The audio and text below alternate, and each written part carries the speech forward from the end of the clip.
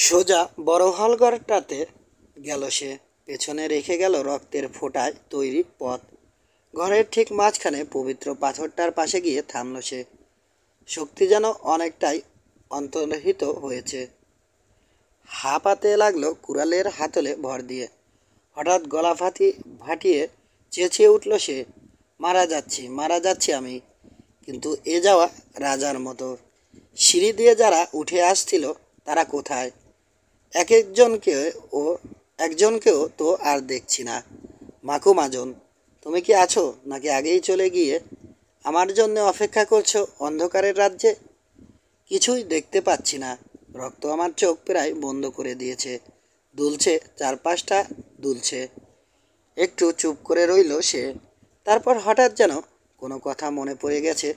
এমন ভঙ্গিতে রক্তাক্ত কুড়ালটা তুলে চুমো খেলো ওটার ফলায়। বিদায় ইনকোসিকাস, চেঁচিয়ে উঠল সে। না না, একসাথে যাব আমরা। এতদিন একসাথে থেকেছি, আর কি আলাদা হতে পারি? এই কুড়াল আর কারো হাতে শোভা পেতে পারে না। একটা, আর মাত্র একটা।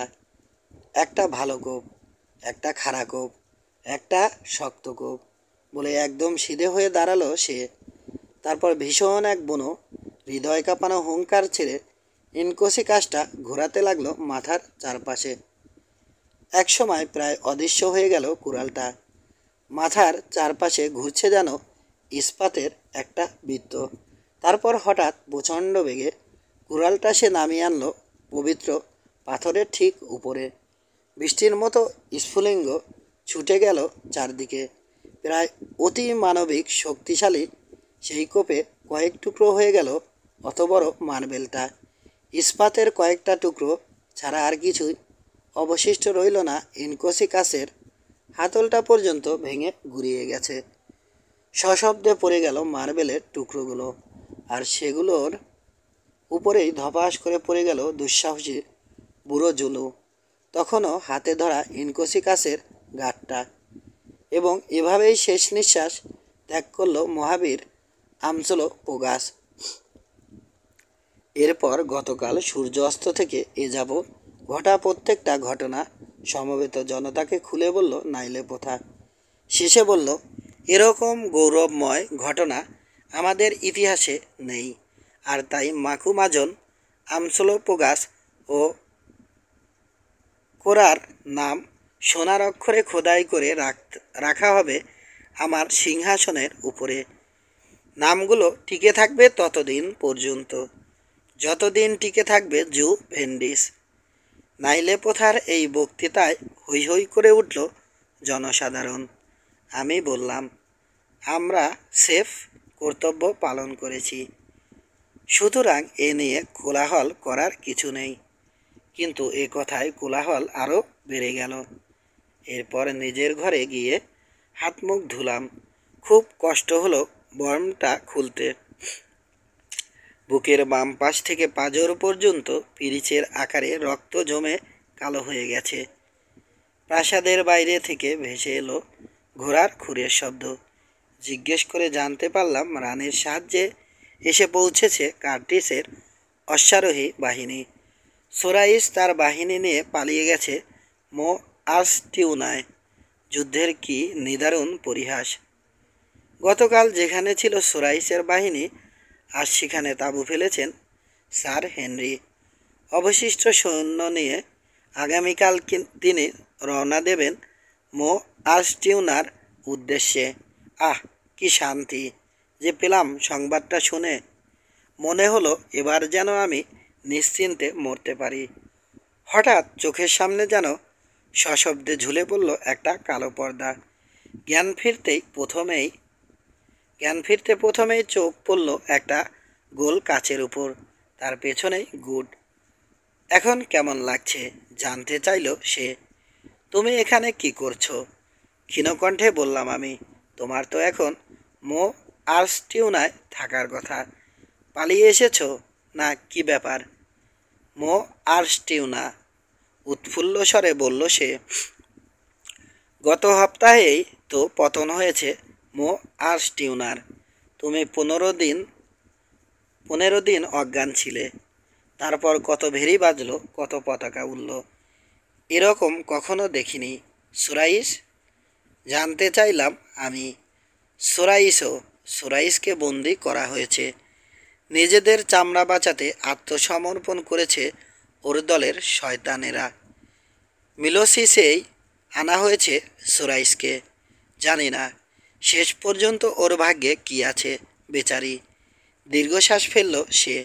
কার্টিস? আবার জানতে চাইলাম। নাইলে পোথার কাছে। আগামীকাল ওরা দেখতে আসবে তোমাকে। আজই আসতো, কিন্তু ডাক্তারেরা নিষেধ করেছে। কিছু বললাম না আমি। শুধু মনে হলো ডাক্তারের নিষেধ সত্ত্বেও তিনি যদি এক নজর দেখতে আসতেন আমাকে। পরে ভাবলাম ঠিকই করেছেন তিনি। এ সময় কানে এলো একটা পরিচিত কণ্ঠ। মাথা তুলতেই চোখে পড়ল বিরাট একজোড়া কালো গোঁফ। তাহলে এসেছো তুমি? বললাম আমি।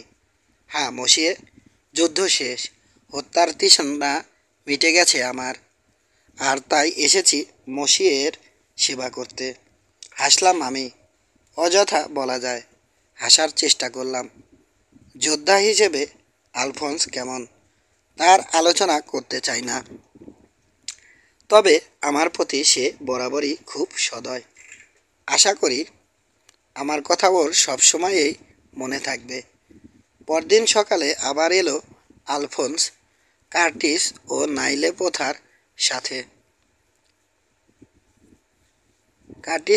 পোথার সাথে। আমি ও আমসলোপোগাস চলে আসার পর কি কি হয়েছিল সব খুলে বলল সে। স্যার হেনরি সত্যি খুব দক্ষতার সাথে যুদ্ধ পরিচালনা করেছেন। আমাকে দেখে খুব খুশি হলেন তিনি। সামান্য যে দায়িত্বটুকু পালন করেছি তার জন্যে ধন্যবাদ জানালেন বারবার। তবে লক্ষ্য করলাম আমার উপর প্রথম চোখ পড়তে ভীষণভাবে চমকে উঠলেন তিনি। ওদিকে কপালে একটা কাটা দাগ ছাড়া সুস্থ শরীরে প্রভুকে ফিরতে দেখে নাইলে পোথা মহাখুশি। সুরাইসকে নিয়ে কি করতে চাও? জানতে চাইলাম আমি। এ কথা শোনার সাথে সাথে ভুকুটি করল সে। সুরাইস? আস্তে পা ঠুকে বলল সে। হুম, সুরাইস। তাড়াতাড়ি প্রসঙ্গ ঘুরিয়ে দিলেন স্যার হেনরি। কিছুদিনের মধ্যেই আপনি সুস্থ হয়ে উঠবেন, বললেন তিনি। মাথা ঝাঁকিয়ে হাসলাম। নিজেকে ধোঁকা দেবেন না, বললাম আমি। কিছুদিনের জন্য হয়তো একটু ভালো হবেও, কিন্তু পুরোপুরি সুস্থ আমি আর কখনোই হব না। সকালে রক্ত উঠেছে থুতুর সাথে। পরিষ্কার অনুভব করছি কিছু একটা যেন হচ্ছে ফুসফুসের ভেতরে। আপনি অযথা কষ্ট পাবেন না। পুরনো এই পৃথিবীতে কম দিন তো কাটালাম না, তাই এখন আমি সম্পূর্ণ তৈরি। ওই আয়নাটা একটু দেবেন? চেহারাটা একবার দেখতে চাই। আয়নাটা না দেওয়ার জন্যে অনেক ছুতো করলেন তিনি, কিন্তু শেষ পর্যন্ত হার মানলেন আমার জেদের কাছে। আয়নাটা মুখের সামনে একবার ধরেই সাথে সাথে নামিয়ে রাখলাম। হ্যাঁ, আস্তে করে বললাম আমি। এই তো ভেবেছিলাম। আর আপনি বলছেন ভালো হয়ে যাব। ওদের দেখাতে চাইলাম না আপন চেহারা আমাকে কতখানি আহত করেছে। সাদা তুষারের মতো হয়ে গেছে মাথার সমস্ত চুল। হলুদ মুখটা কুঁচকে গেছে থুরথুরে বুড়ির মতো। দু চোখের নিচে লাল টকটকে দুটো গভীর গোল দাগ। কাঁদতে লাগলো নাইলে পোথা। আবার প্রসঙ্গ ঘুরিয়ে দিলেন স্যার হেনরি। বললেন শিল্পীরা এসে দেখে গেছে আমসলোপোগাসকে। কালো মার্বেলের মূর্তি গড়া হবে ওর, আর আমারটা হবে সাদা মার্বেলে। স্যার হেনরির সাথে কথা বলার 6 মাস পর লিখছি এই গল্প। মূর্তি দুটো এখন প্রায় শেষ। খুব সুন্দর হয়েছে দুটোই। বিশেষ করে আমসলোপোগাস দেখতে হয়েছে আমসলোপোগাসের মতোই। আমার মূর্তিটার চেহারা হয়েছে আমার চেয়ে কিছুটা ভালো। অবশ্য এ ব্যাপারে শিল্পীদের দোষ দিতে চাই না, তারা ঠিকই করেছে। কারণ যুগ যুগ ধরে তো মানুষ এই মূর্তি দেখবে, এবং মানুষ অসুন্দর জিনিস দেখতে চায় না। আমসলপো গাছের সেই ইচ্ছেটা পূর্ণ করা হয়েছে। আমাদের মতো না পুড়িয়ে মানা হয়েছে জুলু রীতি। হাঁটুর নিচে থুতনি রেখে বাঁধা হয়েছে প্রথমে, তারপর পাতলা সোনার পাতে জড়িয়ে কবর দেয়া হয়েছে একটা গর্তে। গর্তটা খোঁড়া হয়েছে সেই সিঁড়ির মাথায়, যেটা সে আগলে রেখেছিল পীরের মতো। ওখানে জুলুল্যান্ডের দিকে চেয়ে সে বসে রইবে চিরদিনের মতো। কারণ যাতে পচে না আহ, কারণ যাতে না পচে, সেজন্যে মৃতদেহটা লেপা হয়েছে আরক দিয়ে। তারপর সেটা ঢুকিয়ে দেয়া হয়েছে পাথরের বাউরদি বাক্সের ভেতর। লোকজন বলাবলি করছে রাতে নাকি বাক্সের ভেতর থেকে উঠে আসে আমসলপো গাছ। ভুতুরে ইনকোসিকাস ঝাঁকায় ভুতুরে শত্রুকে উদ্দেশ্য করে। বোঝা যাচ্ছে রাতে ওদিক দিয়ে যেতে ভয় পায় জু ভেন্ডিরা। এদিকে শুরু হয়েছে এক উপকথা। বর্বর বা প্রায় সভ্য জাতির মধ্যে কেমন করে যেন মাঝে মধ্যেই উপকথা চালু হয়ে যায়। এবারের বিষয়বস্তু হলো আমসলপো গাছ যতদিন ওখানে বসে থাকবে ততদিন খ্যাতি লাভ করবে স্যার হেনরি ও নাইলে পথার নতুন বংশধরেরা। তারপর কালের গর্ভে যেদিন বিলীন হয়ে যাবে আমসলপো গাছের দেহ, সেদিনই চিরদিনের মতো ধ্বংস হয়ে যাবে জু ভেন্ডি জাতি। 23। নাইলে পোথা আমাকে দেখে যাবার এক সপ্তাহ পর কিছুটা সুস্থ বোধ করলাম। চুপচাপ বসে আছি, এমন সময় স্যার হেনরির কাছ থেকে একটা সংবাদ এলো। আজ দুপুরে রানীর শয়নকক্ষের পাশের প্রথম ঘরটায় হাজির করা হবে সোরাইসকে। তিনি জানতে চেয়েছেন সে সময় ওখানে উপস্থিত হওয়া আমার পক্ষে সম্ভব কি না। সে সুখী মেয়েটিকে আরেক নজর দেখার খুবই কৌতূহল ছিল। তাই আলফোন্স ও স্যার হেনরির পাঠানো লোকটার সাহায্যে রওনা দিলাম সেদিকে। পৌঁছে দেখি উচ্চপদস্থ কয়েকজন সভাসদ ছাড়া এখনও কেউ আসেনি। তবে আমি বসতে কি না বসতেই একদল রক্ষীর প্রহরায় এসে উপস্থিত হলো সোরাইস। দৃষ্টিতে কিছুটা ক্লান্তি ছাড়া এখনও তেমনি সুন্দরী, তেমনি গর্বিণী। পরনে সূর্যের প্রতিকলা রাজকীয় টোগা, হাতে সেই রূপোর ক্ষুদ্র বর্ষা। ওকে দেখে প্রশংসা ও করুণা মিশ্রিত একটা তীব্র যন্ত্রণা অনুভব করলাম। অভিবাদন জানানোর জন্যে টলতে টলতে উঠে দাঁড়ালাম। একই সাথে দুঃখবোধ হলো এই ভেবে যে ওর সামনে বেশিক্ষণ দাঁড়িয়ে থাকা সম্ভব হবে না আমার পক্ষে। মুখটি একটু কালো করে তিক্ত হাসি হেসে উঠল ও। তুমি বোধহয় ভুলে গেছো মাকুমাজন, বলল সে। আমি আর রানী নই, শিরায় শুধু রাজকীয় রক্ত প্রবাহিত হচ্ছে, এই যা। এখন আমি সমাজচ্যুত বন্দিনী। এখন তো সবার উচিত আমাকে ঘৃণা করা। কেউ তো আমাকে আর সম্মান জানায় না। অন্তত জবাব দিলাম আমি।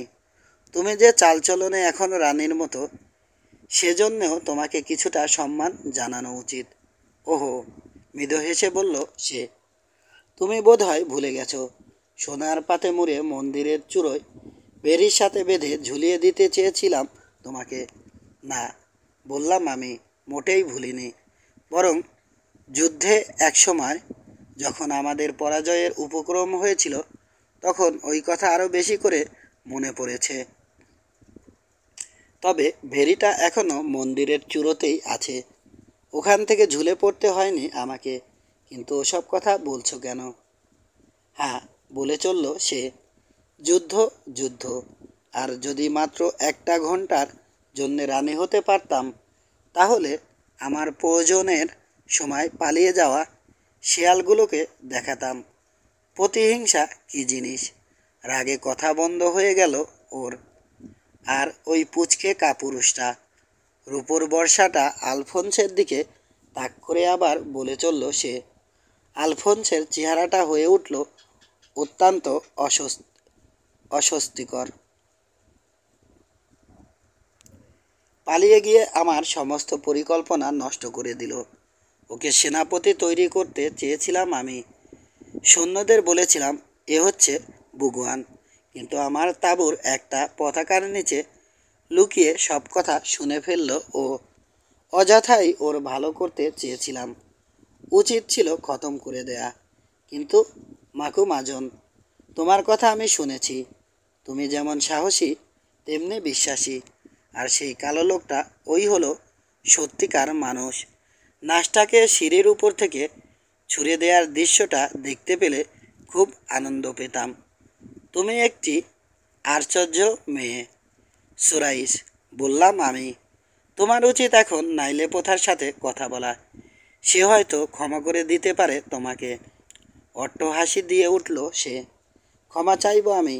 এ কথা বলার প্রায় সাথে সাথেই স্যার হেনরি ও গুডসহ প্রবেশ করল নাইলে পোথা। নিজের আসনটিতে বসল রানী। চেহারা অনুভূতি শূন্য। গুডকে খুবই অসুস্থ দেখাচ্ছে।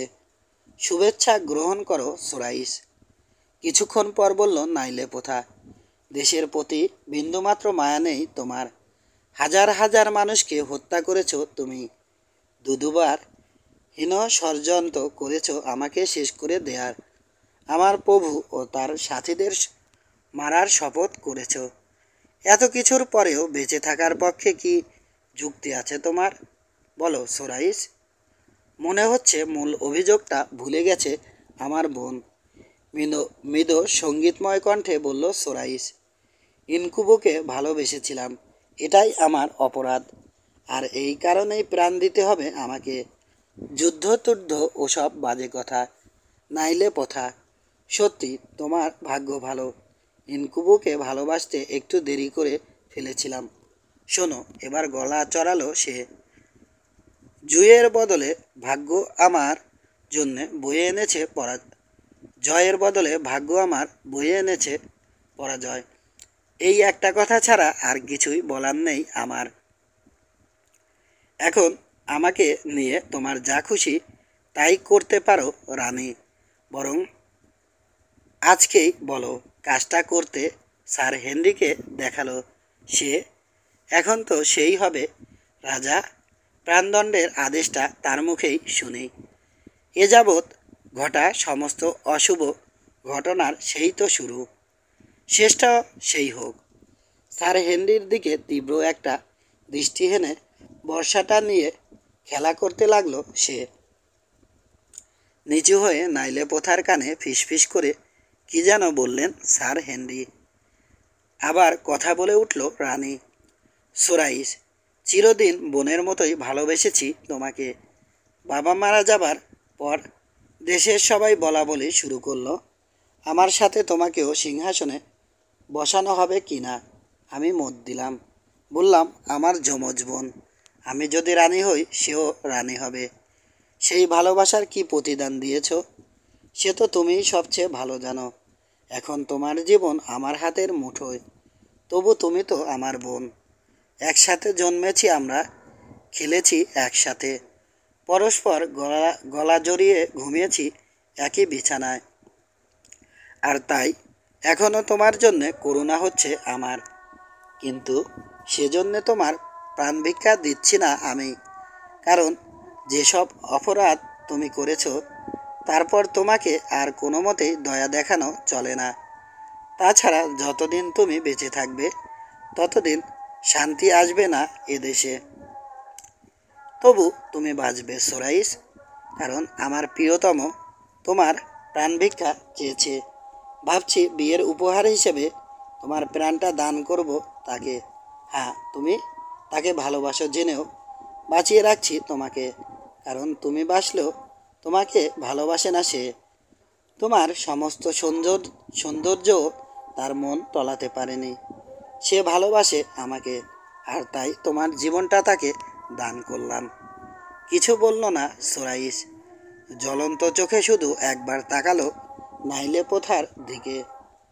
আর স্যার হেনরির যা চেহারা হলো, অতটা দুর্দশা আর কারো হতে দেখিনি।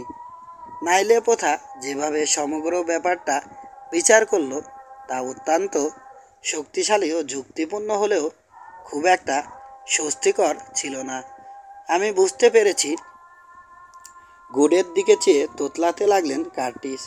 আমি বুঝতে পেরেছি যে ভালোবাসা রয়েছে তোমার, মানে রানী সোরাইসের প্রতি। তবে আমি ঠিক জানি না তোমার মনের বর্তমান অবস্থা কেমন।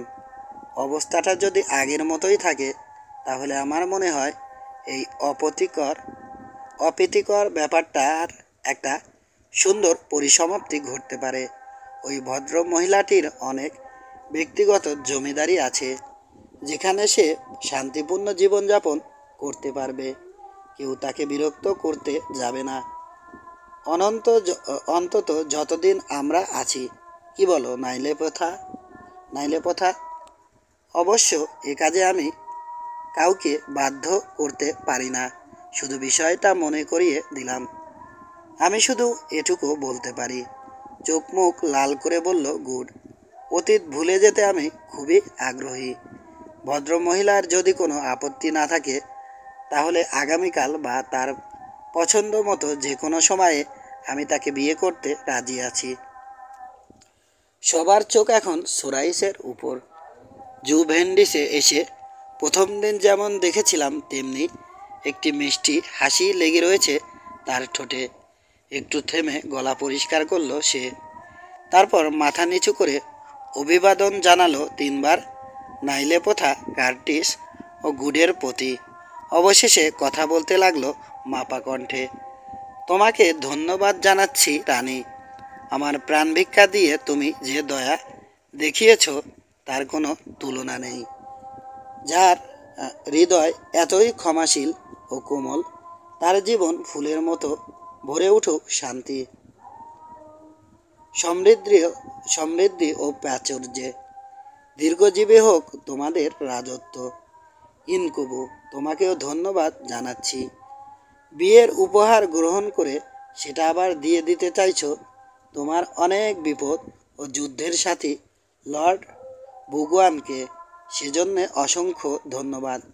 এমন কাজ শুধু তোমার মতো মহৎ মানুষেরাই পারে, লর্ড ইনকুবু। শেষে আমাকে গ্রহণ করতে চাওয়ায় তোমাকেও ধন্যবাদ, লর্ড বুগুয়ান। সত্যি তুমি অত্যন্ত ভালো ও সৎ মানুষ। বুকের উপর হাত রেখে শপথ করে বলছি, বিশ্বাস করো প্রভু, খুবই আনন্দিত হতাম যদি তোমার প্রস্তাবে সম্মতি দিতে পারতাম। আরেকবার তোমাদের সবাইকে ধন্যবাদ জানাচ্ছি। আবার মিষ্টি করে হাসল সে। আর মাত্র একটা কথা বলার আছে আমার, রানী নাইলে প্রথা। তোমরা কেউই আমাকে ঠিক চিনতে পারোনি। আমার কাছে মধ্যপথ বলে কিছু নেই, আপোষ করি না আমি। আর তাই তোমাদের করুণার সাথে সাথে তোমাদেরও আমি ঘৃণা করি। তোমাদের ক্ষমা গ্রহণ করার চেয়ে সাপের ছোবল খাওয়া ভালো। তারপর চোখের পলকে কেউ কিছু বুঝে ওঠার আগেই বর্ষাটা হাতে ধরা বর্ষা টান দিয়ে নিজের দেহের একটা পাশ বিদ্ধ করল সোরাইস। আঘাতটা এত প্রচণ্ড যে পিঠ দিয়ে বেরিয়ে এসে মেঝেতে পড়ে গেল বর্ষা। তীক্ষ্ণ চিৎকার দিয়ে উঠল নাইলে প্রথা। মূর্ছা যাবার উপক্রম হলো বেচারি গুডের। আর আমরা সবাই ছুটে গেলাম সোরাইসের কাছে। হাতে ভর দিয়ে উঠল সে। চমৎকার চোখজোড়া এক মুহূর্ত অপলক হয়ে রইল কার্টিসের উপর, যেন কিছু একটা বোঝাতে চায়। পর মুহূর্তেই মাথা ঝুলে পড়ল।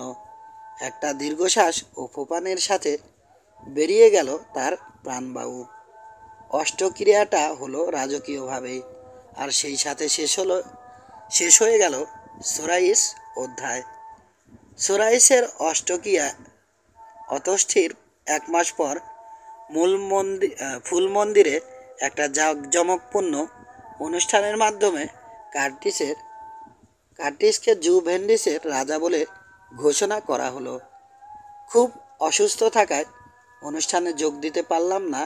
তাছাড়া জনতার ভিড়ের শব্দ, পতাকা নিয়ে নাচানাচি, এসব আমার একেবারেই অপছন্দ। পুরো ইউনিফর্ম পরে গুড গিয়েছিল অনুষ্ঠানে। ও এসে বলল খুব সুন্দর দেখাচ্ছিল নাইলে পোথাকে। আর সম্পূর্ণ রাজকীয় আচরণ করেছিলেন স্যার হেনরি। এদেশে যে তিনি জনপ্রিয় হয়ে উঠেছেন তা পরিষ্কার বোঝা গেছে জনতার হর্ষধ্বনিতে। পরে স্যার হেনরি অর্থাৎ রাজা এলেন আমার সাথে দেখা করতে। অত্যন্ত ক্লান্ত দেখাচ্ছে তাকে। বললেন আজকের অনুষ্ঠান তাকে যতটা বিরক্ত করেছে এতটা বিরক্ত আর কখনো হননি। এরকম জমকপূর্ণ অনুষ্ঠানে বিরক্ত হওয়া মানুষের স্বভাবের প্রায় বাইরে। কিন্তু এ কথাও বলতে পারি না যে তিনি বাড়িয়ে বলেছেন। তাকে বললাম অপরিচিত পর্যটক হিসেবে বড় কোনো দেশে প্রবেশ করার মাত্র 1 বছরের মধ্যে সে দেশের রানীকে বিয়ে করে সিংহাসন লাভ করা প্রায় অবিশ্বাস্য একটা ব্যাপার। কিন্তু তিনি যে জাঁকজমক ও ক্ষমতার মোহে অন্ধ হয়ে তিনি যেন জাঁকজমক ও ক্ষমতার মোহে অন্ধ হয়ে না যান। সবসময় যেন খেয়াল থাকে প্রথমে তিনি একজন খ্রিস্টান, তারপরে জনগণের সেবক। আমার মন্তব্যগুলো শুনে তিনি একটুও বিরক্ত হলেন না, বরং ধন্যবাদ জানালেন আমাকে। মানুষ হিসেবে স্যার হেনরি সত্যিই অসাধারণ। যে বাড়িটাতে বসে বসে এই গল্প লিখছি অভিষেকের পরপরই আমাকে আনা হয় এখানে। শহরের 2 মাইল মতো বাইরে। গ্রাম অঞ্চলের এই বাড়িটা খুবই সুন্দর। মিলসিস দেখা যায় এখান থেকে। অভিষেকের পর 5 মাস কেটে গেছে। একটা কৌচে বন্দি হয়ে আমি লিখে চলেছি এই গল্প। হয়তো কখনোই কারো হাতে পড়বে না এই গল্প, কিন্তু তাতে আমার কিছু যায় আসে না। এই লেখার মাধ্যমে ঘন্টার পর ঘন্টা ভুলে থাকতে পারছি শরীরের তীব্র যন্ত্রণার কথা। উপরের অংশটুকু লেখার 1 সপ্তাহ পর আজ আবার কলম হাতে তুলে নিয়েছি। মনে হচ্ছে শেষটা আর বেশি দূরে নেই। অবশ্য মাথা এখনও পরিষ্কার। একটু কষ্ট হলেও লিখতে ঠিকই পারছি। ফুসফুসে একটা ব্যথা গত সপ্তাহে খুবই তীব্র হয়েছিল, তারপর হঠাৎ করে ছেড়ে গেছে। এখন কেমন যেন একটা অসারতা পেয়ে বসেছে। ব্যথাটা ছেড়ে যাবার সাথে সাথে দূর হয়েছে শেষের সেই দিনটির ভয়। অনুভব করছি অবর্ণনীয় একটা বিশ্রামের মাঝে যেন তলিয়ে যাচ্ছি ধীরে ধীরে। শিশু যেমন নিশ্চিন্ত নির্ভরতার সাথে নিজেকে তুলে দেয় মায়ের কোলে, ঠিক তেমনি করেই নিজেকে সঁপে দিচ্ছি আমি। সারা জীবন ধরে তাড়া করে ফিরেছি যে শিহরণ আর হৃদয় কাঁপানো আতঙ্ক, সেসবের কিছুই আর অবশিষ্ট নেই। এখন সেগুলো যেন কোনো সুদূরের বস্তু। এতদিন ধরে বেঁচে থাকায় আনন্দিত। এ পৃথিবীতে আনন্দের বহু উপকরণ আছে। নারীর ভালোবাসা, খাঁটি বন্ধুত্ব, শিশুর হাসি, সূর্য, চাঁদ, তারা, এর প্রত্যেকটি আনন্দের। তাছাড়া আনন্দ পেয়েছি কপালে লবণাক্ত সাগরের চুমো অনুভব করে।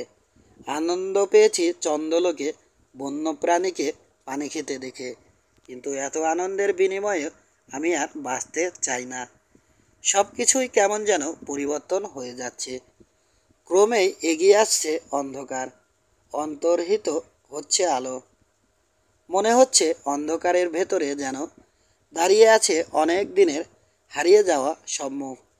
হ্যারিকেও যে দেখতে পাচ্ছি। আমার জীবনে যে একমাত্র মেয়ের আবির্ভাব ঘটেছিল সেও যে এসে দাঁড়িয়েছে। কিন্তু এত বছর পর ও আবার এলো কেন? যখন আমি চলেছি ওর কাছে। ফুল মন্দিরের ছাদে আগুন জ্বালিয়ে দিয়েছে সূর্যলোক। এদিকে ক্রমেই অসাড় হয়ে আসছে হাতের আঙুল। সুতরাং যারা আমাকে চেনে বা আমি যাদের চিনি, এমনকি এবারও যে সহৃদয়তার সাথে ভেবেছে এই বুড়ো শিকারীর কথা, একবারও যে সহৃদয়তার সাথে ভেবেছে এই বুড়োর শিকারির কথা, তাদের সবাইকে জানাচ্ছি বিদায়। আর কি বলার আছে আমার? তাই ঝুলুদের মতো করে বলি, ব্যাস এই হলো আমার গল্প 24। আমাদের প্রিয় বন্ধু অ্যালান কোয়াটারমেইন তার রোমাঞ্চকর কাহিনীর শেষে লিখেছিলেন, ব্যাস এই হলো আমার গল্প। তারপরে একটা বছর কেটে গেছে। এখন একজন দূতের হাতে কোয়াটারমেইনের পাণ্ডুলিপিটা পাঠিয়ে দিতে হবে ইংল্যান্ডে। বন্ধুদের কাছে লেখা গুডের কয়েকটা চিঠিও নিয়ে যাবে সে। আমারও একটা চিঠি লিখতে হবে ছোট ভাই জর্জ কার্টিসকে। ওদের সাথে আর কোনো দিনই দেখা হবে না ভেবে খুব খারাপ লাগছে। চিঠিতে ওকে বলবো, কোর্ট অফ প্রবিট যদি আপত্তি না তোলে তাহলে আমার সম্পত্তিগুলো যেন সুষ্ঠুভাবে ভাগ করে দেয়া হয় উত্তরাধিকারীদের মধ্যে। কারণ আমাদের পক্ষে আর কোনো মতেই জুভেন্ডিস ছেড়ে যাওয়া সম্ভব হবে না। অত্যন্ত সুখের বিষয়, আমাদের সেই দূত হলো আলফোন্স। জুভেন্ডিস ও এখানকার অধিবাসীদের উপর যে একেবারে ত্যক্ত বিরক্ত। এর একটা প্রধান কারণ হলো এখানে ক্যাফে ও রঙ্গমঞ্চ নেই। আমার মনে হয় আসল কারণ হলো জনসাধারণের টিটকারি। যুদ্ধক্ষেত্রে গিয়ে যুদ্ধের ভয়ে সে যে পতাকার নিচে লুকিয়েছিল এ নিয়ে ছোট ছেলেপেলেরা পর্যন্ত রাস্তাঘাটে তাকে ঠাট্টা করে। তাই এবার সে প্রতিজ্ঞা করেছে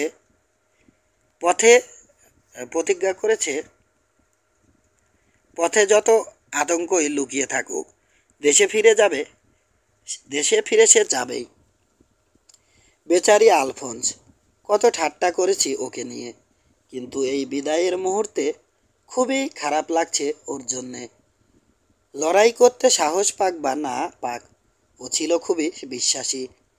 মনে প্রাণে প্রার্থনা করছি ভালোই ভালোই দেশে ফিরে যাক ও। তাছাড়া ওর যাওয়াটা খুবই প্রয়োজন। পৃথিবীকে যে জানাতে হবে অ্যালান কোয়াটারমেইনের কাহিনী। তো এই কাহিনীর সাথে দু একটা কথা আমি যোগ করতে চাই। কাহিনীটা লেখা শেষ করার পরদিনই উষালগ্নে শেষ নিঃশ্বাস ত্যাগ করেন আমাদের প্রিয় বন্ধু নাইলে পোথা গুড ও আমি সে সময় তার কাছে ছিলাম। ভোরের 1 ঘন্টা আগে তার অবস্থার খুবই অবনতি হলো। এ সময় তার একটা মন্তব্যে হু হু করে কেঁদে ফেলল গুড। তার মুমূর্ষ অবস্থা দেখে শোকে মুখ বিকৃত হয়ে যাওয়ার ফলে হঠাৎ খুলে পড়েছিল গুডের আইগ্লাসটা। দমের কষ্ট সত্ত্বেও তৎক্ষণাৎ মন্তব্য করলেন তিনি, যাক অন্তত একবার আইগ্লাস ছাড়া দেখতে পেলাম গুডকে। মৃত্যুর দুয়ারে পা দিয়েও রসিকতার স্বভাব ত্যাগ করেননি তিনি।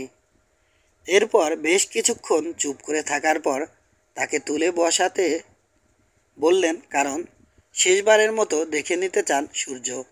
আর কয়েক মিনিটের মধ্যেই সাগ্রহে পূব দিকে চেয়ে থাকতে থাকতে বললেন তিনি, পেরিয়ে যাব ওই সোনালি দুয়ার। 10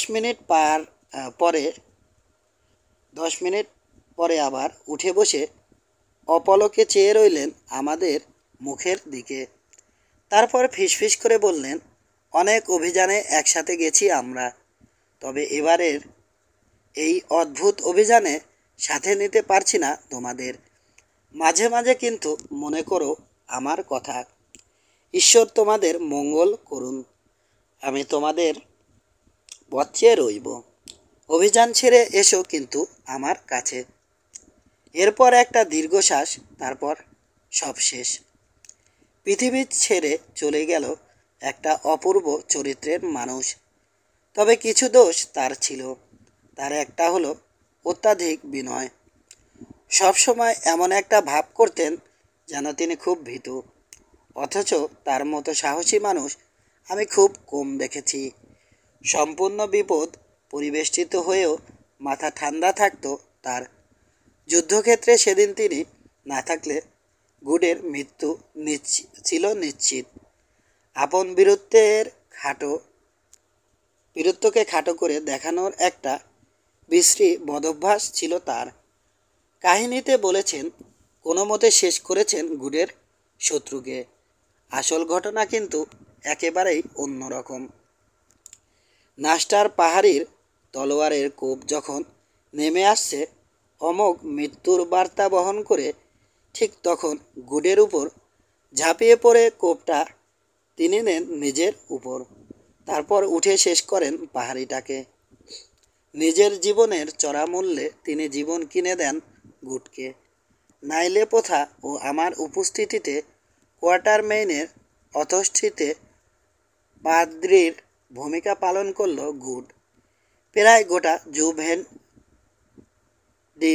ভেঙে পড়ল সেদিন। কত শোরগোল উঠল, কত ভেরি বাজল।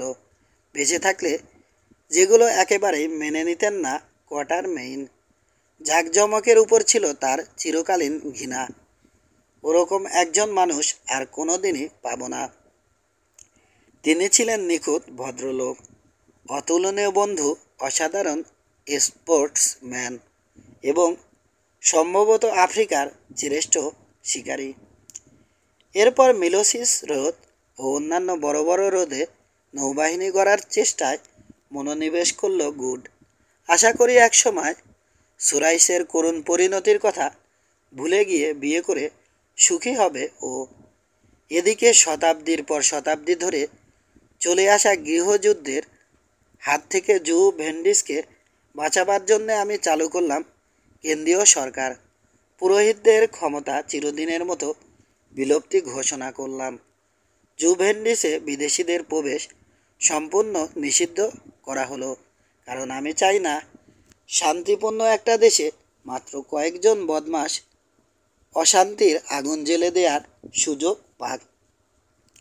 হয়তো কিছুই করবে না বিদেশিরা, কিন্তু মাত্র কয়েকজন লোকও যদি চড়াও হয় ফিল্ড গান আর মার্টিনি হেনরি রাইফেল নিয়ে, তাহলে কি অবস্থা হবে আমার সেনাবাহিনীর। সুতরাং কোনো প্রকার ঝুঁকি নিতে চাই না। এ ব্যাপারে গুডও একমত হয়েছে আমার সাথে। অবশ্য ঈশ্বরের ইচ্ছে যদি কোনো দিন জুভেন্টিস বাইরের পৃথিবীর কাছে প্রকাশিত হয়ে পড়ে, সেটা আলাদা কথা। বিদায়, হেনরি কার্টিস। 15ই ডিসেম্বর 1800। পুনচ্চ একটা কথা উল্লেখ করতে একেবারেই ভুলে গেছি। নাইলে প্রথা একটা পুত্র সন্তান উপহার দিয়েছে আমাকে। প্রথম উত্তরাধিকারী এইচ.সি. জর্জ কার্টিস স্কয়ারের মন্তব্য। আফ্রিকা ত্যাগ করার 2 বছর পর এই পাণ্ডুলিপি আমার হাতে এসে পড়ে। খামের উপর এডেন পোস্ট অফিসের সিলমোহর ছিল। অনেক দিন কোনো রকম সংবাদ না পেয়ে আমি আমার প্রিয় ভাই হেনরি কার্টিসকে মোটামুটিভাবে মৃতই ধরে নিয়েছিলাম, কিন্তু তিনিও গুড বেঁচে আছেন জেনে অত্যন্ত খুশি হয়েছি। ইংল্যান্ড তথা আত্মীয় পরিজনদের সাথে চিরদিনের মতো সম্পর্ক ছিন্ন করেছেন তারা। এতে অবশ্য আমি কিছুই মনে করিনি, কারণ আমি বিশ্বাস করি প্রত্যেকটি মানুষের নিজের সম্বন্ধে সিদ্ধান্ত নেয়ার অধিকার রয়েছে। কাহিনীটা আমার হাতে এসে পৌঁছলো কিভাবে তা আজও জানতে পারিনি। আলফোন্স নামের কেউ আমার সাথে দেখা করেনি। এডেন থেকে খামটা কি সেই পোস্ট করেছে নাকি আর কেউ? ওর সম্বন্ধে চারদিকে অনেক সংবাদ নেয়ার চেষ্টা করেছি, এমনকি বিজ্ঞাপন পর্যন্ত দিয়েছি, কিন্তু কোনো লাভ হয়নি। ও ফ্রান্সে ফিরে গেছে নাকি শাস্তির ভয়ে এখনও আত্মগোপন করে রয়েছে জানি না। আলফোন্সের সাথে দেখা হবার আশা যে একেবারে ত্যাগ করেছি তা নয়, তবে যতই দিন যাচ্ছে ততই ক্ষীণ হয়ে আসছে সে আশা, কারণ ওর খোঁজ নেয়ার ব্যাপারে একটা গোল পাকিয়েছেন অ্যালান কোয়ার্টারমেইন স্বয়ং। তার কাহিনীর কোথাও আলফোন্স ছাড়া পদবিসহ ফরাসিটার পুরো নামের উল্লেখ নেই এবং চারপাশে ছড়িয়ে রয়েছে হাজারটা আলফোন্স। George Curtis. সমাপ্ত।